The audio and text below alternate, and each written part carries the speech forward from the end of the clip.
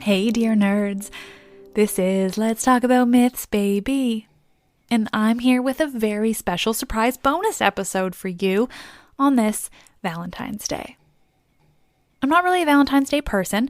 I'm not a fan of how weirdly co-opted Cupid has become in the form of those weird little cherubs that are definitely from late Roman times and not at all Greek and also just weird. And why are they on everything? So today, we're going back to the OG Greek version of Cupid, Eros, but not in the way you might expect. We're talking the origin of the concept of soulmates. But first, I wanted to let you know of a little promotion I'm going to run. Now, this is the first time I've tried anything like this, so hopefully it goes as planned. The Myths Baby Instagram is, give or take, 2,000 followers away from 10,000, and I honestly just really want to see it switch to that 10K instead of individual digits. It just seems super satisfying visually and excites me because all of you are so wonderful. So, the promotion is thus. When I hit the 10,000th follower, I will have another Q&A. This will be one that we planned beforehand, and I'll announce it ahead of time on Instagram and everything. In addition to that, I'll have some sort of post that requires participation in some way, still working out those details, but such participation will result in one winner who will win a Myths Baby tote bag. That will be my lovely logo designed by my wonderful friend Matthew on a tote bag. So if you don't follow me on Instagram, get on over there and search for Myths Baby so we can get this Q&A and promotion going. The concept of soulmates comes not from a Greek tragedian, nor Homer, or really anyone of myth fame. It comes from Plato, the philosopher, and his work called The Symposium. This basically results in its having kind of flown pretty under the radar, simply because it's not the most exciting thing to read for fun. So I'm here to sort it out for you. In the Symposium, Plato composes conversations between famous people of his time on the topic of love and eroticism, and where they discuss philosophical concepts between them. This is all written by Plato, but he liked to pose his theories through the voices of others. If you're going to talk ancient philosophy, it's a pretty interesting way to learn it, honestly. As if these people were just having an incredibly insightful and fascinating conversation. So,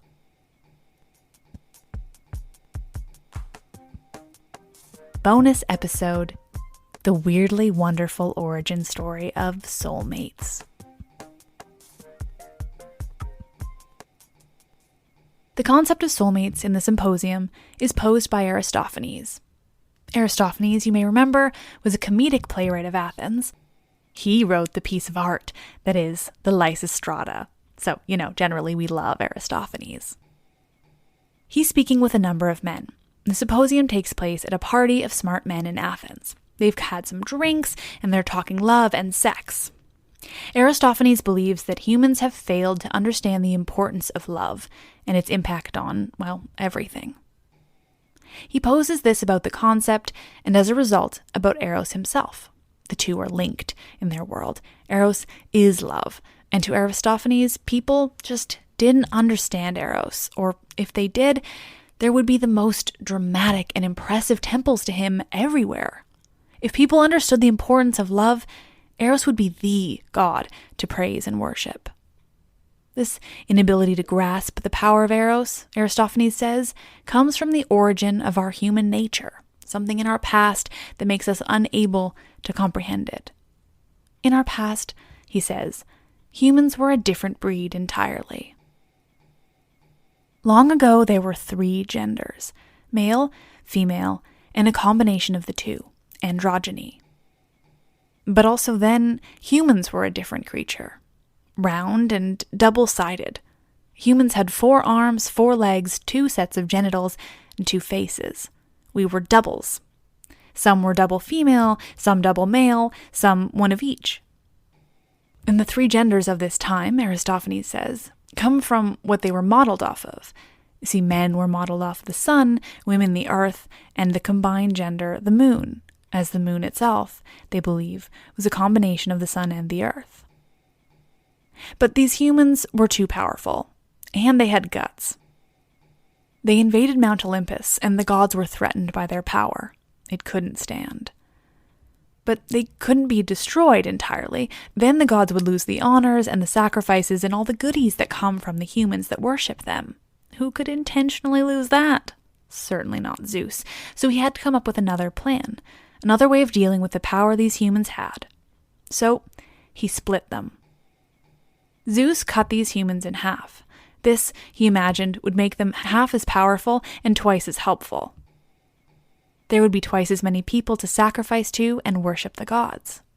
The gods are a hint selfish, if you hadn't gathered. And so Zeus cut everyone in half. He had Apollo's help in putting them back together. Apollo wrapped the halves around so they would meet in the middle, joining down the center of the newly formed human bodies. He healed the wounds up and left only the navel as a reminder of the wounds they had once. So, yes, according to this, our bodies were yanked together by the gods and sewn up. Truly pleasant ideas these Greeks came up with. Couldn't love them more. Speaking of beautiful ideas, here's a better one. Zeus, we're told, also did these new humans a favor and moved their genitals to the front of their bodies. You see, prior to this, they'd been on our backs, and procreation wasn't done with each other, but by fucking the earth with your back. If I could make the sound of a chef's kiss into the microphone right now and have it not just sound like a noise, I would.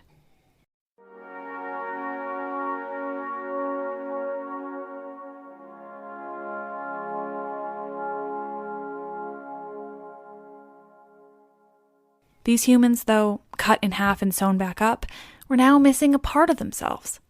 They'd once been whole and now they're split, and so they spend all their time looking for, quite literally, their other half. Importantly, in this description of our search for our other halves, there's no talk about which gender should be looking for which. Aristophanes explains that if you were cut in half from the original double male gender, you'd be looking for your other half in another man, and vice versa with women. It's this combined gender, the third, where one gender would be looking for the other half in the opposite gender. So, the next time you're in the company of a homophobe, you might tell them that the original concept of soulmates explicitly notes homosexual people looking for their soulmate in the same gender. You might even throw in that it's explicitly said here that gay men are, in fact, the best and the bravest, because they were cut from a double man. Now, I won't go into the sexism inherent in that because, well, I like how LGBTQ friendly it is. When a person finds their other half, their soulmate, they never want to be apart from that person. They can't imagine being separated. And we're told they couldn't tell you why. There's no definable reason why everything is better when the other person is there. It just is. Love is, simply, what it means to be looking for your other half.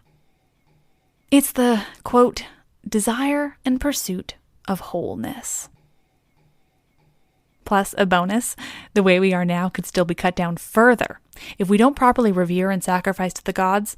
So get on that, because any moment now Zeus could decide we're no longer of use to him as we are, and he could cut us further into half so that we're more like the reliefs carved into the friezes of the Acropolis. 2D, so you better be good to him.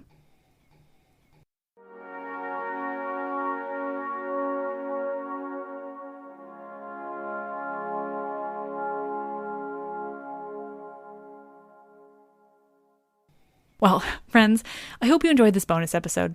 Since we're on the topic of Plato and the Symposium too, I should tell you about the word Platonic. It comes to us from Plato, though he didn't come up with the word himself. In fact, it comes from the Symposium itself, as it's a discussion of love in all its forms. Originally, though, the word meant something different from how we use it now. It was the difference between the idea of love as carnal, sexual desire, and love as a melding of souls. This is a simplification, but I think it makes the point. Platonic love in this sense wasn't a non-sexual relationship, just relationships that go beyond sexual desire, that involve a deeper connection of souls and intellect and ideas. It's a far more lovely concept, honestly. And so, on this Valentine's Day, I just want to say, truly, how much I love the ancient Greeks and everything they gave us. I give them a lot of shit, because, well, being a woman was truly horrific. But looking past that as much as you can, they brought us so much. So many stories and ideas that we don't even consider as coming from them because they're so inextricably linked with humanity.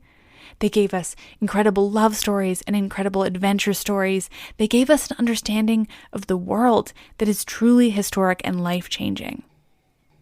I'm Liv, and I fucking love the ancient Greeks and everything they gave us, and I fucking love you guys for giving me an opportunity to learn more about them and to share this love I have for them. Thank you.